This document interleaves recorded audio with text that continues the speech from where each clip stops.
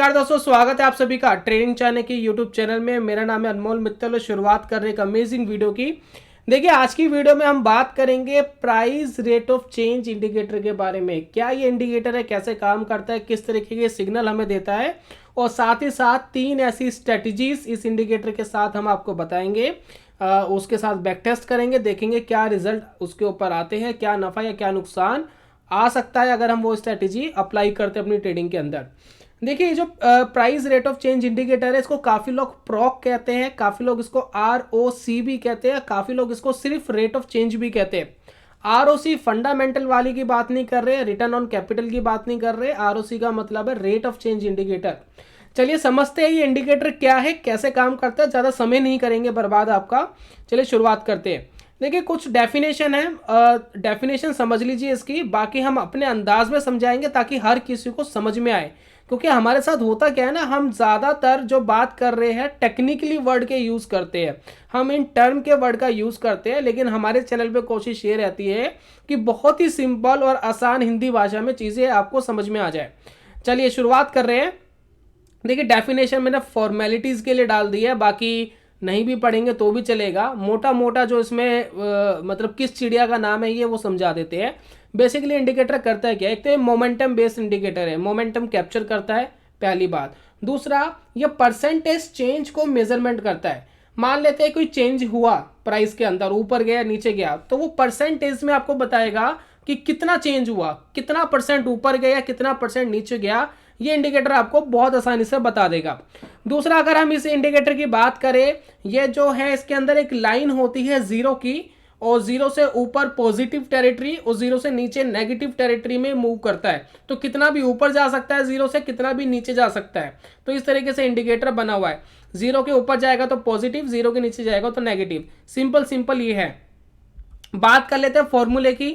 समझ नहीं आएगा फॉर्मूला, मुझे पता है, क्योंकि एक बार में किसी को भी इतनी जल्दी समझ नहीं आएगा। तो हम इसको अपने अंदाज में समझाएंगे ताकि फॉर्मूले की ज़रूरत ना पड़े और आपको समझ में आ जाए इंडिकेटर कैसे काम करता है। चलिए शुरू करते हैं। देखिए, इसको हम अपने अंदाज में एक बार समझाने की कोशिश करेंगे इंडिकेटर काम कैसे करता है। तो यहाँ पर मैं एक ड्राइंग करूँगा, उस ड्राइंग पे आप थोड़ा सा ध्यान दीजिएगा। देखिए, रेट ऑफ चेंज इंडिकेटर यानी प्राइस रेट ऑफ चेंज पूरा है, लेकिन हम शॉर्ट में बोल लेते हैं रेट ऑफ चेंज। इसमें क्या है कि एक लाइन होती है इस तरीके से, एक जीरो की लाइन इसके अंदर बनती है। मान लेते हैं जीरो की लाइन है। अब इससे ऊपर मान लेते हैं ये 1% हो गया, ये 2% हो गया, ये 3 हो गया, ये 4 हो गया, ये 5 हो गया। ठीक इस तरीके से हम नीचे लगा लेते हैं -1, -2, या आप 1, 2, 3 भी लिख सकते हैं, कोई ऐसा फर्क नहीं है। फिर भी हम लिख लेते हैं -3, -4 एंड -5। राइट, तो कुछ इस तरीके से इंडिकेटर आपको दिखाई देगा।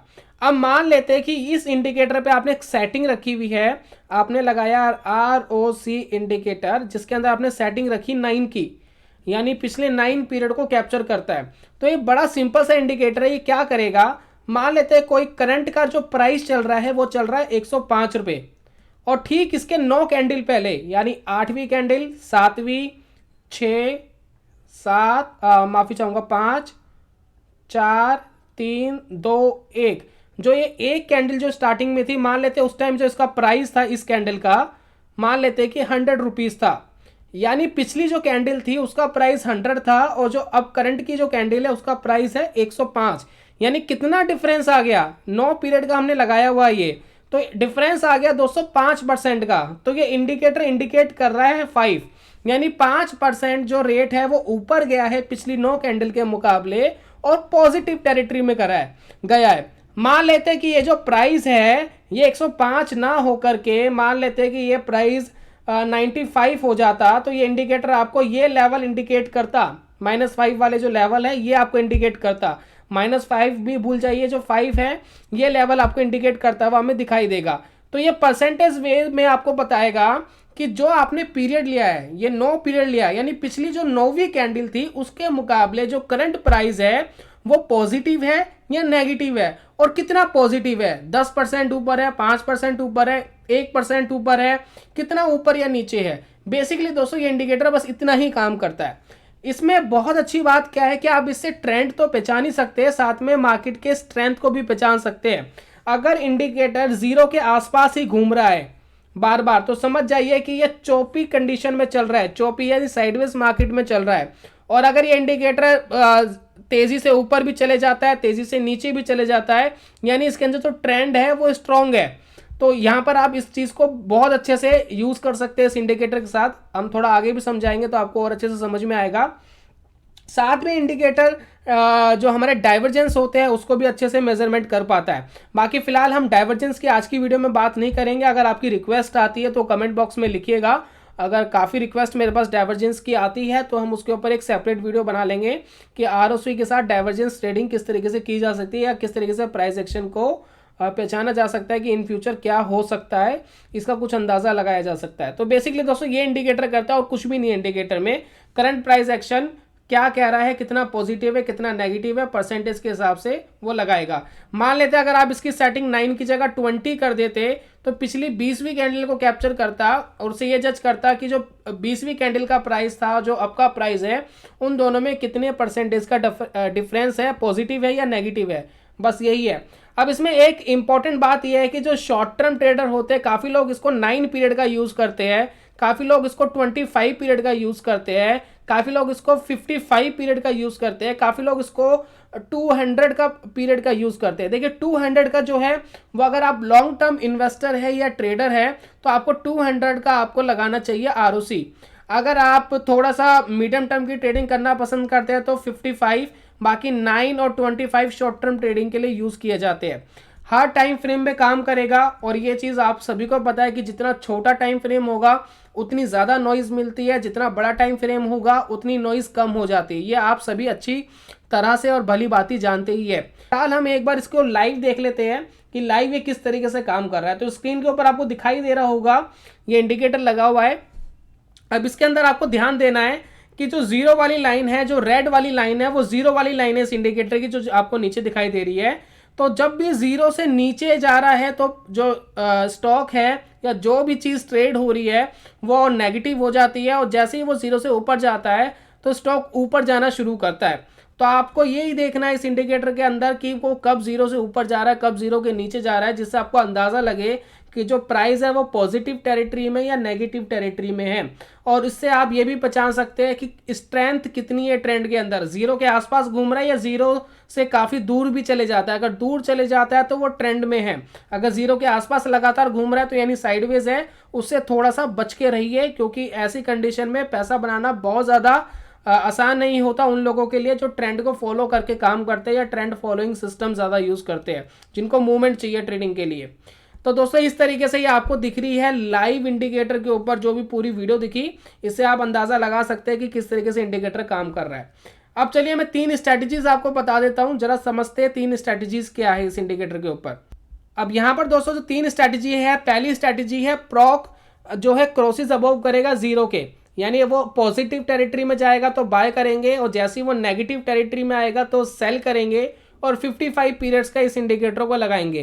तो पहली दोस्तों स्ट्रैटेजी ये है। ये सेकंड स्ट्रैटेजी की अगर मैं बात करूं कि प्रॉक अगर हायर देन है जीरो के, यानी जो प्रॉक है वो पॉजिटिव टेरिटरी में होना चाहिए, और जो जो क्लोज है वो क्रॉसेस अबव करेगा 50 SMA के, तब हम बाय करेंगे। तो ये हमने एक अंदर स्ट्रैटेजी बनाई है, इसको एक बार देखेंगे क्या इसके रिजल्ट आते हैं।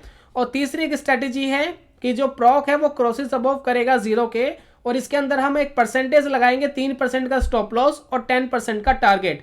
तो इस तरीके से स्ट्रैटेजी है, आप इनको ध्यान से देख लीजिए। और यही एक एक करके मैं एक्सप्लेन करने वाला हूं, और ये सारी जो स्ट्रैटेजी है बैक टेस्ट करेंगे स्ट्रीक के ऊपर, देखेंगे क्या रिजल्ट आते हैं।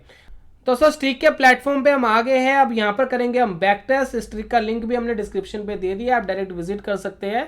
और चलिए देखते हैं कि क्या बैक टेस्ट के रिजल्ट है। तो क्रिएट स्ट्रैटेजी पे जाते हैं, और यहाँ पर सबसे पहले हमें चुनने होते हैं स्टॉक्स। तो हमने बैंक के जो स्टॉक्स है वो चुन लिए हैं। हमने बास्केट बनाई हुई थी, एक एक करके सभी स्टॉक आ गए हैं। अब इसमें देखिए सभी मेजर स्टॉक्स आपको बैंक के दिखेंगे, axis bank, HDFC, SBI, PNB, Canara, RBL, ICICI, IDBI first bank, yes bank, ये सब हमने यहाँ पर चूज कर लिए है। और सभी स्टॉक्स अपनी अलग अलग टेरिटरी में गए हैं। काफ़ी तो बहुत ज़्यादा बुलिश है, यस बैंक नेगेटिव टेरिटरी में था, PNB नेगेटिव टेरिटरी में था, बेरिश था काफ़ी टाइम से। कुछ स्टॉक बुलिश ही रहे हैं जैसे कि HDFC bank, ICICI bank, axis bank, SBI भी अच्छा कर रहा है। तो अलग अलग स्टॉक की कंडीशन पे स्ट्रेटजी टेस्ट हो जाएगी बहुत अच्छे से।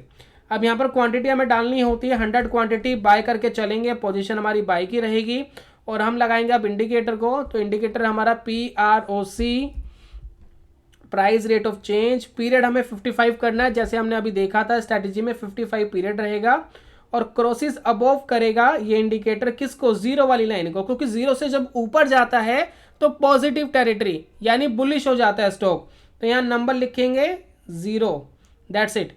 एग्जिट में क्या डालना है, जब वो जीरो से नीचे आएगा, क्रॉसेस बिलो करेगा, तब हम एग्जिट करेंगे, यानी चाहे मुनाफा हो चाहे नुकसान हो, जीरो से नीचे आएगा तो हम एग्जिट करेंगे।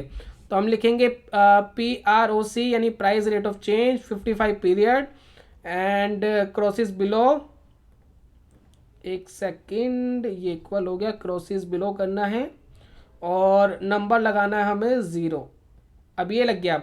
स्टॉप लॉस परसेंटेज, हम नहीं चाहते स्टॉप लॉस के हिसाब से ये ट्रिगर हो, तो फिलहाल हम ये जो स्ट्रैटेजी हमारी पहली वाली, इसके अंदर हम 99% स्टॉप लॉस और 99% टारगेट प्रॉफिट रख लेते हैं, क्योंकि हम नहीं चाहते कि इसके हिसाब से हमें टारगेट मिले या हम स्टॉप लॉस ले। हम चाहते हैं कि जब वो क्रॉसेस बिलो करेगा जीरो से तब हम लेंगे। हमारी एक स्ट्रैटेजी है 3% और 10% वाली, उसको भी बैक टेस्ट करेंगे, देखेंगे क्या रिजल्ट है।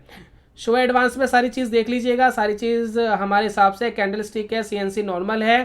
दोस्तों यहाँ पर डालना है स्ट्रैटेजी का नाम, कुछ भी रख सकते हैं, फिलहाल में डाल लेते हैं PROC स्ट्रैटेजी, कुछ भी डाल लीजिए जो आपको पसंद हो। सेव एंड बैक टेस्ट करते हैं, देखते हैं क्या रिजल्ट आते हैं। देखिए एक्सिस बैंक में बहुत अच्छे रिजल्ट है, HDFC में भी अच्छे रिजल्ट है, SBI में अच्छे रिजल्ट है, PNB में काम नहीं करा, बाकी सब में देखिए बहुत अच्छा काम करा। 60% IDFC फर्स्ट बैंक में थे। एक्यूरेसी ओके, एक्यूरेसी में भी कोई प्रॉब्लम नहीं है। सिग्नल्स बहुत कम मिले, इतने ज़्यादा सिग्नल्स नहीं मिले हैं, ये भी अच्छी बात है, क्योंकि बहुत ज़्यादा ओवर ट्रेडिंग हम नहीं कर रहे। तो ये कुछ ऐसे रिजल्ट है इस स्ट्रैटेजी के। चलिए सेकंड स्ट्रैटेजी अप्लाई करते हैं। सेकंड स्ट्रैटेजी थी हमारी SMA वाली, उसको लगाते हैं। तो हम क्या कह रहे हैं कि जो प्रॉक है वो हायर देन होना चाहिए, पीरियड 55 ही रहेगा, वो हायर देन होना चाहिए 0 के। और उसके बाद अनदर कंडीशन हमारी ये थी कि जो क्लोज प्राइस है वो क्रॉसेस अबोव करेगा जो हमारी 50 की SMA है। तो क्रॉसेस अबोव 50 की SMA हमें लेनी है यहाँ पे, और इस स्ट्रैटेजी को लगाते हैं। और एग्जिट कब करेंगे हम, कि जो क्लोज है वो क्रॉसेस बिलो करेगा 50 SMA के। सिंपल सी स्ट्रैटेजी है, कुछ भी इसके अंदर नहीं है। Close price crosses below SMA 50, that's it. अब इस स्ट्रैटेजी को देख लीजिए। अब इसमें क्या है कि हमने पॉजिटिव टेरिटरी को अच्छे से पहचानने के लिए कि चार्ट के ऊपर पॉजिटिव कंडीशन बनी होनी चाहिए, उसके लिए हमने कहा कि जो हमारा PROC है वो हायर देन होना चाहिए 0 से। तो एक पॉजिटिव टेरिटरी है। सेकंड, हम इसको उस लेवल पे खरीदना चाहते हैं जहां पर एक अच्छा लेवल हो। अच्छे लेवल का मतलब क्या है, सपोर्ट के आसपास लेना चाहते हैं, यानी थोड़े से नीचे लेवल पे लेना चाहते हैं, हम बिल्कुल टॉप पे नहीं लेना चाहते। तो हमें ये नहीं बता सकता PROC कि जो मार्केट है वो टॉप पे है या नहीं है, वो ओवरबॉट है, इस कंडीशन पे है, वो एग्जैक्ट नहीं बता पाएगा। क्योंकि हम चार्ट देखेंगे तो हम इंडिकेटर से पहचान सकते हैं कि ओवरबॉट है, ओवरसोल्ड है इंडिकेटर के हिसाब से, लेकिन एग्जैक्ट हमें नहीं पता। तो इसलिए हमने SMA का यूज़ कर लिया है, क्योंकि अगर वो क्रॉसेस अबव करके SMA के ऊपर जा रहा है तो यानी हम कहीं ना कहीं नीचे के लेवल पे हम बाय कर रहे हैं, या ऐसे लेवल पे बाय कर रहे हैं जहां पर वैल्यू फॉर मनी मान सकते हैं या सपोर्ट के आसपास मान सकते हैं। तो सिंपल सी कंडीशन लगाई हमने और सेव एंड बैक टेस्ट करा, देखते क्या रिजल्ट है। अब इसमें दोस्तों ध्यान देने वाली बात यह है कि एक्सिस बैंक के रिजल्ट बेटर हो गए हैं, SBI के बेटर हो गए हैं। लेकिन अगर हम बात करें कि PNB ने भी 8% दिया इस स्ट्रैटेजी में, बल्कि पिछली बार कुछ नहीं दिया था। लेकिन कैनरा बैंक ने 2% का नुकसान है, IDBI में 15% का, IDBI फर्स्ट बैंक में 8% का, और यस बैंक में भी 6% का। तो देखा जाए कुछ स्टॉक के रिजल्ट सुधरे हैं, कुछ के खराब हो गए हैं। तो पिछली वाली जो स्ट्रैटेजी थी वो ज़्यादा अच्छे से काम कर रही थी, उसमें ज़्यादा अच्छे रिजल्ट थे। चलिए अब बात कर लेते हैं तीसरी स्ट्रैटेजी के बारे में कि तीसरी स्ट्रैटेजी क्या कहती है।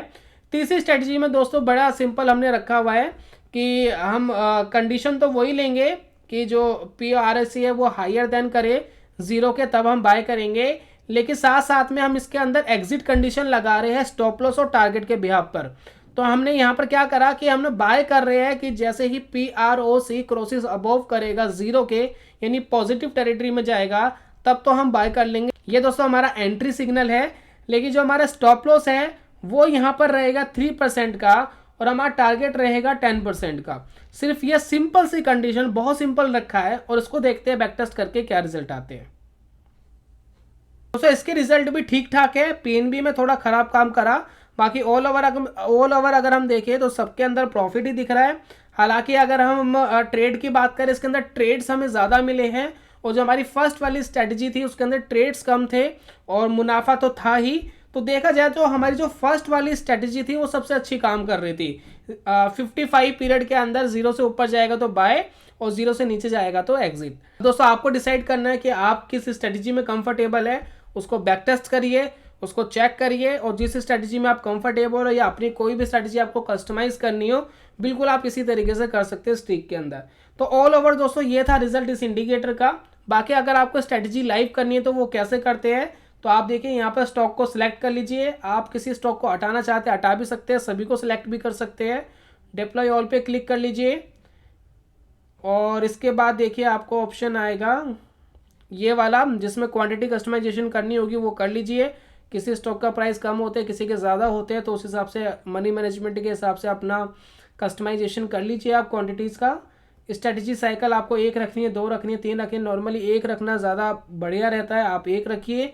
CNC नॉर्मल पे रखिए। पेपर ट्रेड करना है, वर्चुअल ट्रेडिंग करनी है तो यहाँ से कर सकते हैं। टेक लाइव करना है तो टेक लाइव कर सकते हैं।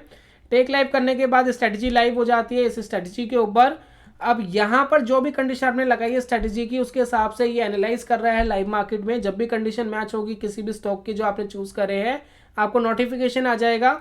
अब आपको डिसाइड करना है कि ट्रेड लेना है नहीं लेना। आप क्लिक करेंगे ट्रेड ले सकते हैं, और जब भी एग्जिट की कंडीशन आएगी आपको नोटिफिकेशन आएगा, आपको क्लिक करके एग्जिट लेना होता है। ये काम दोस्तों आपका स्ट्रिक में रह जाता है। तो ऑल ओवर दोस्तों ये था पूरी स्ट्रैटेजी का जो भी हिसाब किताब है, ये आपको पता लग गया। इंडिकेटर कैसे काम करता है ये भी आपको पता लग गया।